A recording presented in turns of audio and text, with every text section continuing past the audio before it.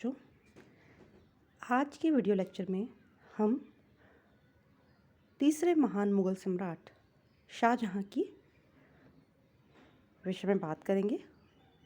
उनका सामान्य परिचय और उन्होंने कैसे मुग़ल सिंहासन को प्राप्त किया, इस बारे में बात होगी। जहांगीर की मृत्यु हुई 1627 में। उसके बाद मुग़ल इतिहास में पहली बार उत्तराधिकार के प्रश्न पर दो राजकुमारों के बीच खुला युद्ध छिड़ गया। जहांगीर के मरने पर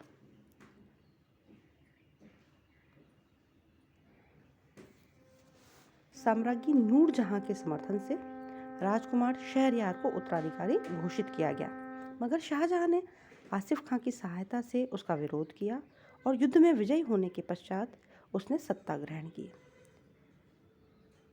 उस समय वह दक्षिण में था, लेकिन शाहजहां के जो ससुर थे आसिफ खान और राज्य के दीवान ख्वाजा अबुल हसन ने कूटनीतिक चाल चली, जिसके तहत पहले खुसरो के लड़के, खुसरो कौन था? खुसरो जहांगीर का बड़ा पुत्र था, जिसने खुद शुरुआत में ही जहांगीर के खिलाफ विद्रोह किया था और जिसको जहांगीर ने अंधा करवा दिया था और बाद में शाहजहां ने उसकी हत्या करवा दी थी। खुसरो के पुत्र दावर बख्श को सिंहासन पर बिठाया। शाहजहां ने पहले अपने भाइयों और सिंहासन के अन्य सभी प्रतिद्वंदियों को समाप्त किया और अंत में दावर बख्श को समाप्त करके 24 फरवरी 1628 ईस्वी को आगरा के सिंहासन पर बैठा। इसीलिए इतिहासकारों ने दावर बख्श को बलि का बकरा कहा गया है, जिसे कि पहले बहुत स्नेह के साथ हष्ट पुष्ट किया जाता है और अंत में उसकी बलि दे दी जाती है। लगभग 30 वर्षों तक शाहजहां ने शासन किया और उसका यह शासनकाल मुग़ल इतिहास में विशेष महत्व रखता है। उस समय मुग़ल साम्राज्य अपने चरमोत्कर्ष पर पहुंच चुका था। साम्राज्य की विशालता, सुदृढ़ता, आर्थिक संपन्नता और सांस्कृतिक वैभव को देखते हुए कई इतिहासकारों ने शाहजहां के काल को मुग़ल इतिहास के स्वर्ण युग की golden age of Mughal history की संज्ञा दी है। परंतु इस परंपरागत विचारधारा के आलोचक इतिहासकार भी कई सारे हैं जो ये कहते हैं कि शाहजहां का शासनकाल एक विरोधाभास, एक पैराडॉक्स है, जिसमें एक और उन्नति की प्रगति है और तो दूसरी ओर ऐसी समस्याएं भी हैं जो मुग़ल साम्राज्य के पतन के बीज बोने में सहायक सिद्ध हुईं। इन आलोचकों के अनुसार शाहजहां के शासनकाल की बाहरी आभा अथवा चमक धमक भीतर के गहन अंधकार को छिपाने में असमर्थ है। शाहजहां के शासनकाल का मूल्यांकन करने से पहले उसकी विभिन्न नीतियों की समीक्षा करना आवश्यक है और इन नीतियों पर 250 शब्दों में प्रश्न भी पूछ लिया जाता है और अक्सर 500 शब्दों में शाहजहां के शासनकाल का मूल्यांकन आपसे पूछा जाता है। तो दोनों ही दृष्टियों से पहले आपको उसकी नीतियों का मूल्यांकन करना पड़ेगा और तदुपरांत हम उसके पूरे शासनकाल का मूल्यांकन कर पाने में समर्थ होंगे। तो हम एक एक करके शाहजहां की नीतियों को देखेंगे। शाहजहां को उत्तराधिकार में एक शक्तिशाली और सुसंगठित राज्य प्राप्त हुआ था। केवल दक्षिण में मुग़ल सत्ता का सुदृढ़ीकरण अभी तक नहीं हो पाया था। जहांगीर के समय में अहमदनगर की समस्या का निश्चित समाधान नहीं हो सका था, बल्कि मलिक अंबर के विरोध ने मुग़लों की सैनिक प्रतिष्ठा पर बुरा असर भी डाला था। समस्या वैसे के वैसे बनी हुई थी, बल्कि प्रतिष्ठा पर बुरा असर और पड़ा था। शाहजहां ने दक्षिण की ओर सर्वप्रथम ध्यान दिया। वह पहला मुग़ल सम्राट है जिसने सत्ता में आने से पहले भी दक्षिण में सैनिक अभियानों का नेतृत्व किया था और जिसे दक्षिण की परिस्थितियों का अच्छा खासा ज्ञान था और व्यक्तिगत अनुभव भी था। मलिक अंबर की मृत्यु के बाद अहमदनगर का राज्य कमज़ोर भी हो चुका था, अतः दक्षिण में उसकी महत्वाकांक्षाएं और बढ़ गई थीं।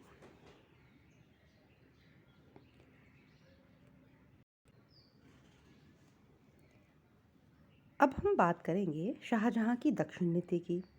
कुछ इतिहासकारों के अनुसार शाहजहां ने अपनी धार्मिक कट्टरता के कारण दक्षिण के सिया राज्यों के विरुद्ध आक्रामक नीति अपनाई थी।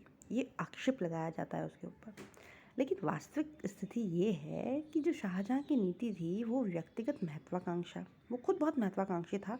साम्राज्य विस्तार के लिए बजाय दक्षिण था, बाकी उत्तर भारतों के हाथ में था। तो इतिहासकार कहते हैं कि उसकी दक्षिण नीति उसकी व्यक्तिगत महत्वाकांक्षा, परंपरागत विजय कामना और विरासत में मिली नीति का परिणाम थी। लेकिन दोनों ही विचार विश्वसनीय नहीं हैं। शाहजहां की नीति का विकास दक्षिण में जो बार बार बदल रही परिस्थितियां थी उनके अनुरूप हुआ। एक्चुअली 1629 में खान जहां लोदी ने शाहजहां के खिलाफ विद्रोह किया था और अहमदनगर के शासक ने उसकी सहायता की थी, जो कि शाहजहां को अच्छा नहीं लगा। तो शाहजहां अहमदनगर को सबक सिखाना चाहता था।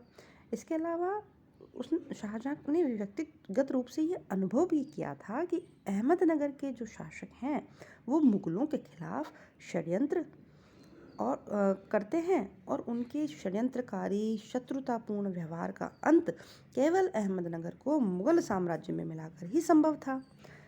इसलिए उसने 1632 में अहमदनगर को पूरी तरह से मुगल साम्राज्य में मिला लिया। तात्कालिक रूप से अन्य दक्षिणी राज्यों की विजय के पक्ष में वह नहीं था और केवल उन तक मुगलों के परोक्ष प्रभुत्व को बनाए रखने में ही उसकी रुचि थी। वो चाहता था सारे दक्षिण के राज्यों को जीतना और उन पर अधिकार करना वो नहीं चाहता था, बस वो चाहता था कि मुगलों का वहाँ पर प्रभाव बना रहे।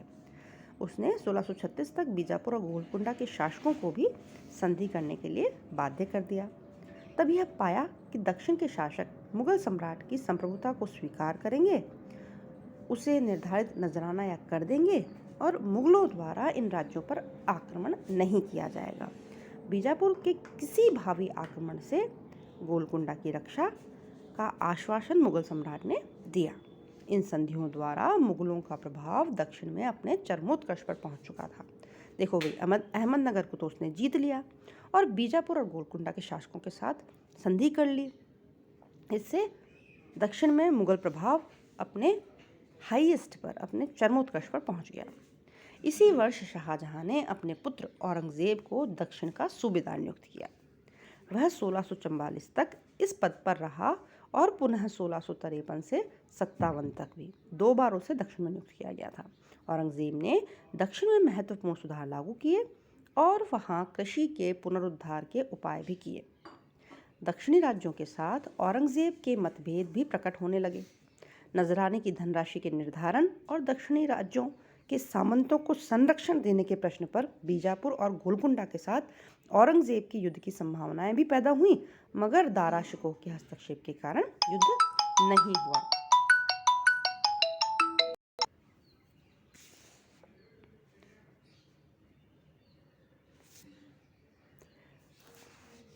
दारा शिकोह ने हस्तक्षेप किया और दक्षिण के कुछ युद्ध बच गए। 1657 में उत्तराधिकार युद्ध के समय औरंगजेब उत्तर भारत की ओर लौट आया। शाहजहां के शासनकाल के अंतिम दिनों में बीजापुर और गोलकुंडा के साथ मुगल संबंधों में तनाव की स्थितियां उत्पन्न हुई। इसका कारण क्या था? कारण यह था कि मुगल आक्रमण से सुरक्षा का आश्वासन मिल जाने पर बीजापुर और गोलकुंडा ने सुदूर दक्षिण की ओर साम्राज्य विस्तार प्रारंभ कर दिया था। उत्तर की तरफ बढ़ नहीं सकते थे क्योंकि उत्तर में मुगलों के साथ अनाक्रमण संधि हो चुकी है। इसलिए उन्होंने सुदूर दक्षिण की तरफ अपना विस्तार किया और अपनी शक्ति काफ़ी बढ़ा ली।